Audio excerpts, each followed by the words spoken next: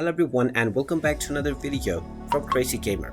In this video, I'm going to show you how to play the PUBG Mobile game along with your friends. So let's get started right away.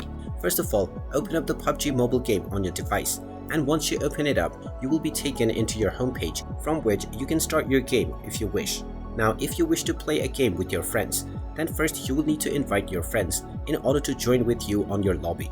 Just tap on your friends option at the top left corner underneath your profile, and now you will see all of your friends. Now if your friend is online, then you will see a plus icon alongside their username.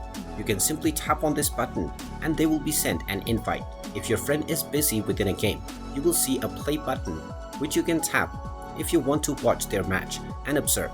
Once you tap on the plus icon to send a request, your friend will receive a notification asking them whether they would like to join you within your game.